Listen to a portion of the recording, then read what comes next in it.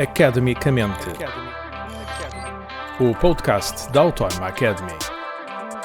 Viva, bem-vindos a mais um episódio de Academicamente, hoje sobre a Ásia-Pacífico. É isto, uma região do mundo, vamos dar uma volta ao globo e ver o mundo por uma perspectiva que não é muito habitual para os europeus. Para isso convidamos Luís Tomé, que é justamente o coordenador do curso regional Ásia-Pacífico, aqui numa relação entre o Departamento de Relações Internacionais da Universidade Autónoma de Lisboa e a Autónoma Academy. Luís Tomé, olhamos para Ásia-Pacífico, já lá vamos historicamente porque é que esta definição é agora usada, mas que zona do globo é esta? Se revirarmos o globo ao contrário, olharmos assim pela perspectiva da Austrália virada para cima, de toda a Ásia à volta do Oceano Pacífico, de que região é que estamos a falar? Bom, esse exercício é muito interessante. Se nós pusermos no centro do mapa a Ásia e o Pacífico, facilmente percebemos duas coisas. Por um lado, que a Europa é periférica geograficamente. O resto da Europa é uma espécie de uma pequena península que se estende para lá da Rússia.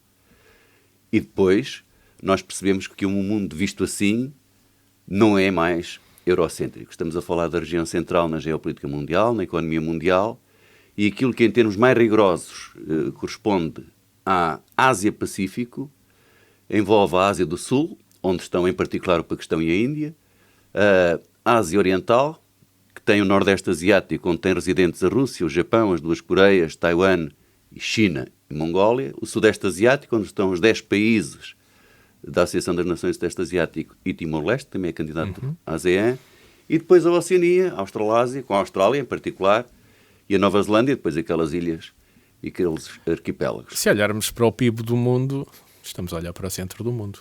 Hoje é preciso somar o PIB todo do continente europeu, Rússia incluída nos cálculos do FMI, na metodologia do FMI, e de todas as Américas, para, somados, nos aproximarmos do share no PIB mundial em paridade de poder de compra que representa a Ásia-Pacífico. Portanto, para quem tem dúvidas da centralidade económica desta região, basta comparar, vale mais do dobro daquilo que é o share da Europa no seu conjunto ou do continente americano no seu conjunto. Por outro lado, é bom perceber que temos aqui a maior exportadora e importadora do mundo, a China, que é um dos principais parceiros comerciais de mais de 140 países do mundo, dos 20 maiores portos do mundo em termos de tonelagem, 14 estão nesta região. Enfim, temos que olhar para o mar com grande atenção aqui. Temos que olhar, mas esta região é central, não é só do ponto de vista do comércio e da economia. Por exemplo, nós na Europa estamos muito preocupados, e bem... A produção de tecnologia também é qualquer coisa que devemos olhar para ela, não é? Desde 2019, pela primeira vez, um país ultrapassou os Estados Unidos no ranking dos que registram mais patentes científicas e tecnológicas. Esse país é a China. A China. Se olharmos para grandes players desta área, a China vai já saltar à vista, não é como um grande player, mas há outros, presumo. A China destaca-se porque a sua ressurgência a catapultou para o patamar de superpotência. Portanto, nós hoje temos de novo duas superpotências, os Estados Unidos e a China, superpotência, porque a China está no topo da pirâmide em todos os domínios de poder. Então começamos por aqui. Como é que isto impactou esta área do mundo e o globo, de uma forma geral? Este ressurgimento da China, uma superpotência. Impacta tremendamente em todos os domínios, porque a China não é apenas o maior exportador e o maior importador mundial, é quem tem o maior share no PIB mundial em paridade de poder de compra. Dentro de muito pouco tempo ultrapassará também os Estados Unidos do ponto de vista do PIB nominal. Para a exportação é um mercado super interessante. É o maior exportador do mundo, é a fábrica do mundo, mas não é só, é também o maior importador. Portanto, o maior mercado do mundo de automóveis, de computadores, de telemóveis. Ainda por cima a China aproveitou a evolução do poder económico para se converter numa grande potência tecnológica, está a começar a liderar algumas áreas fundamentais da chamada Quarta Revolução Industrial, computação quântica, por exemplo, robótica, inteligência artificial, e depois tem muito poder militar e tem muito poder cultural e muito poder diplomático, político-diplomático. Aquilo que chamamos uma potência. Uma superpotência, verdadeiramente. E depois há outras grandes potências, do Japão, a Índia, o próprio grupo ASEAN, temos as potências nucleares, para além da China, a Índia, o Paquistão e a Coreia do Norte, e saliento que todas as potências residentes nesta região têm fronteiras indefinidas por disputas que têm com países vizinhos.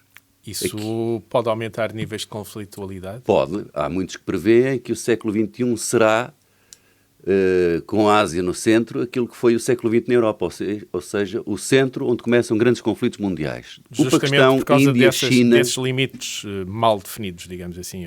Todos têm disputas territoriais. Aqui temos a preocupação da Rússia.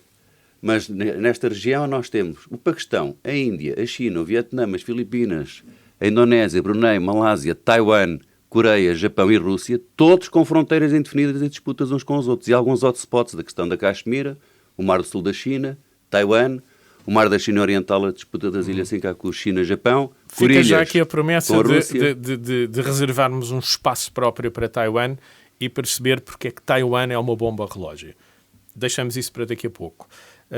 Vamos voltar então aqui a esta maneira de ver o mapa. Presumo que não seja muito habitual para os europeus, mas que é assim que o mundo está a crescer e é assim que o mundo se está a configurar. Há aqui alguma nova Guerra Fria? Ou este conceito passou à história e não fará muito sentido? Num certo sentido há, mas também há uma Guerra Fria entre o Paquistão e a Índia. Sim, agora, até na corrida ao espaço. Exatamente. A questão é, utilizar o termo Guerra Fria, ou Segunda Guerra Fria, ou Nova Guerra Fria, para caracterizar a situação no mundo hoje e a competição Estados Unidos-China, é um erro, porque nos remete para um contexto que está ultrapassado na história. Será um contexto demasiado simplista, de dois blocos para esta relação, parece muito mais multipolar, aliás, como está o mundo hoje em dia. E é muito mais complexa a situação. Durante a Guerra Fria nós tínhamos duas superpotências que lideravam dois blocos, do ponto de vista ideológico, do ponto de vista militar, do ponto de vista económico. Hoje não é assim. Está tudo muito mais interligado. Muito mais. A China não é a União Soviética 2.0. A base do poder chinês é económica. A China é um dos maiores parceiros comerciais de todos os aliados dos Estados Unidos e, em alguns deles, é o maior destacadamente. Por exemplo, da Austrália, a China representa 1/3 de todo o comércio externo dos Estados Unidos, do comércio externo australiano. Representa 25% do comércio externo do Japão ou da Coreia do Sul. Representa 16% do comércio externo da União Europeia. E, portanto, os maiores parceiros comerciais da China são os aliados dos Estados Unidos e os Estados Unidos, e a China é o maior parceiro comercial dos aliados dos Estados Unidos ou dos próprios Estados Unidos. Portanto, esta situação é completamente diferente. Depois, pertencem a muitas das instituições em comuns, inclusivamente do ponto de vista dos acordos de investimento, dos acordos comerciais. Por exemplo, a maior área de comércio livre do mundo, liderada pela China, criada no final de 2020, é da China com mais 14 parceiros da região.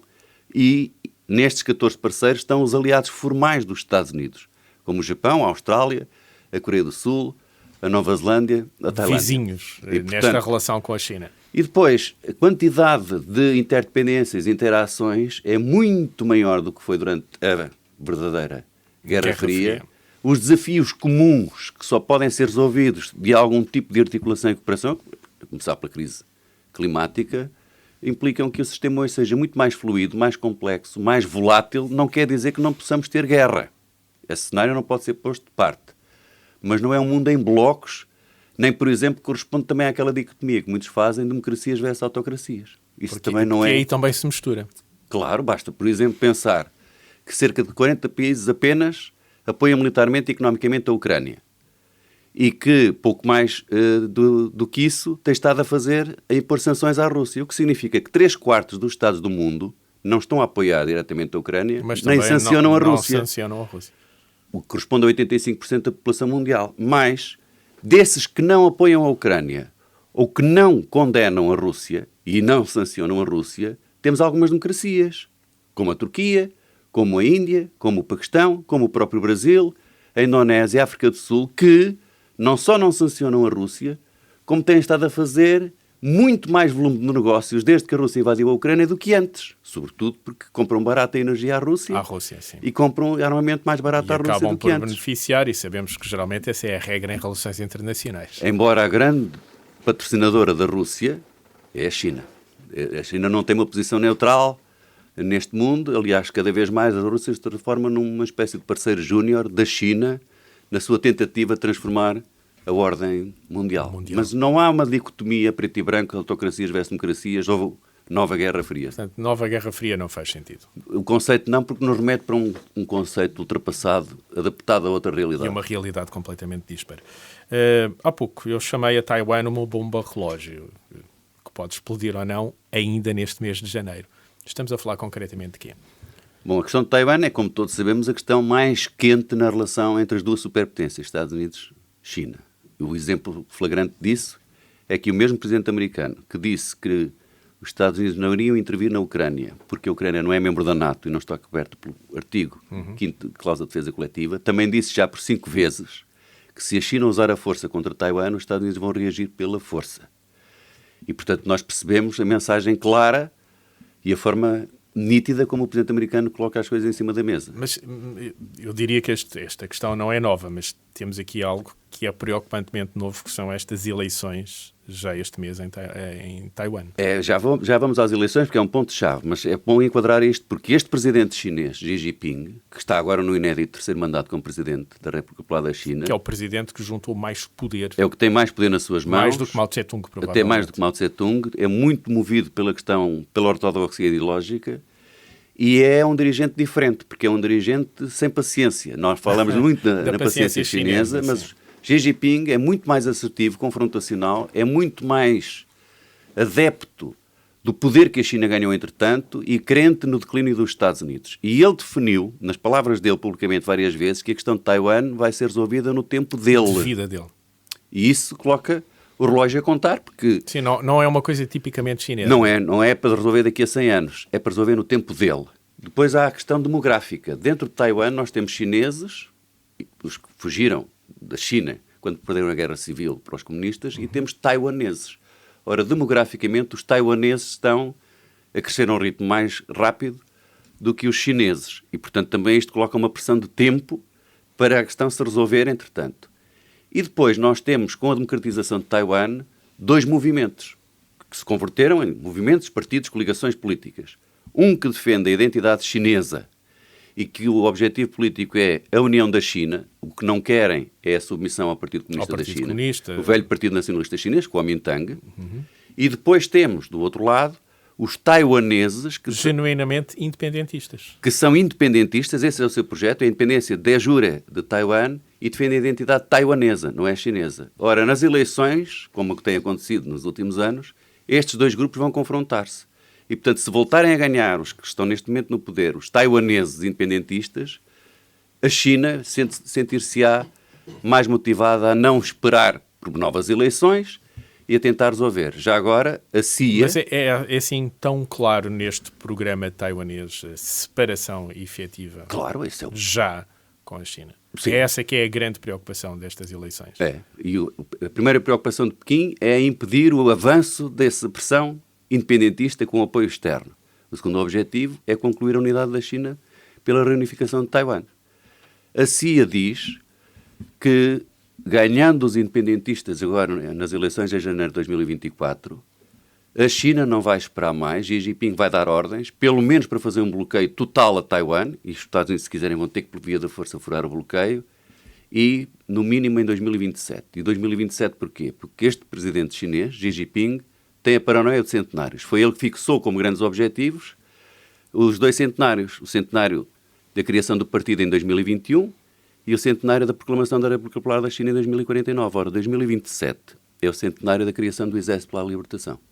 E, portanto, é o que a CIA, e é para isso que os Estados Unidos se preparam... Olha como o horizonte de expectativas para este estrangulamento de Taiwan, se vencer essa perspectiva. Mas não é claro o que é que os Estados Unidos farão. Sim. A decisão é muito difícil porque um presidente americano vai ter que decidir arriscar uma guerra total com a China para salvaguardar um país que não reconhece como soberano, só reconhece uma China, que é a China de Pequim, arriscando a vida de milhões de americanos. É uma decisão muito difícil, porque se não fizer, o seu sistema de alianças e credibilidade e, enfim, a supremacia dos Estados Unidos cai. Fazendo, o risco é muito grande. E a China estará disposta a subir a cartada nesse risco. O problema também que alterou aqui os dados estratégicos é que a China... não o consiga calcular, não sei. Não, mas a China, nos últimos 2 anos, os seus relatórios dizem que a China sairá vencedora de uma guerra com os Estados Unidos por causa de Taiwan. Antes não. Portanto, a China de Xi Jinping, neste momento, acha que pode forçar isso porque sairá vencedora. E, portanto, os dados aqui são muito preocupantes, até porque a China está à espera para ver o que realmente resulta da Ucrânia para depois também ponderar melhor e calcular melhor aquilo que fará em relação a Taiwan. Então, não é um abuso de linguagem dizermos que esta questão em Taiwan é mesmo uma bomba relógio? É mesmo uma bomba relógio e o relógio está a contar. infelizmente, estamos neste cenário. Pode ser que as eleições deem aqui algum tempo para as partes poderem traçar outro tipo de cenários. Acho que já percebemos porque é que este é o ponto quente, até de relacionamentos muito interpenetrados e de fronteiras indefinidas nesta zona Ásia-Pacífico, o motivo da nossa conversa. Mas fico com uma curiosidade. Luís Tomé, sempre chamámos Ásia-Pacífico, mas agora também se chama esta zona Indo-Pacífico. Isto é mais que uma mudança de linguagem? Há outras razões? Tradicionalmente chamava-se Ásia-Pacífico. E uma região geograficamente definida, em relações internacionais, corresponde como primeiro critério a geografia, mas depois tem que ter um conjunto de interdependências tão intensas, do ponto de vista também institucional, que justifique definirmos assim uma região do globo. O que acontece, entretanto, é que por razões geopolíticas anti-China e para aproximar a Índia de certos parceiros como os Estados Unidos, a Austrália e o Japão, começaram a utilizar esse termo Indo-Pacífico. Indo-Pacífico. Que geograficamente não me parece corresponder bem a uma designação do planeta, como região do planeta, porque não se pode excluir um residente tão importante como a China. E, por outro lado, não tem um quadro institucional. Aquilo que se pode aproximar da definição do Indo-Pacífico é o Quad, a parceria quadrilateral entre os Estados Unidos, Japão, Austrália e a Índia. Ora, isso é muito pobre para institucionalmente retratar... Uma pequeníssima parte institucional evidente. Desta zona grande. O mais grave é a União Europeia, que nunca utilizou esse termo antes, ter definido uma estratégia para esta região, a que chama Estratégia para a Cooperação no Indo-Pacífico. E ainda hoje, no Serviço Europeu de Ação Externa, se formos procurar nas regiões... Então, este nome não está lá o Indo-Pacífico. Este nome Indo-Pacífico mostra uma agenda política? Mostra, claro. Surgiu por uma lógica de marginalização da China e uma lógica de criar uma frente mais marítima, se quisermos, a partir dos oceanos Pacífico e Índico, para conter a China, para encravar a China no continente asiático e impedir-lhe a projeção oceânica. Luís Tomé, só me resta agradecer os esclarecimentos que trouxe para percebermos este globo virado ao contrário e sobretudo, esta grande centralidade que é toda esta vasta região a que chamamos Ásia-Pacífico. Muito obrigado pelo tempo que pôde despender para percebermos melhor esta questão. É que agradeço. Academicamente. Este programa foi gravado nos estúdios da Universidade Autónoma de Lisboa.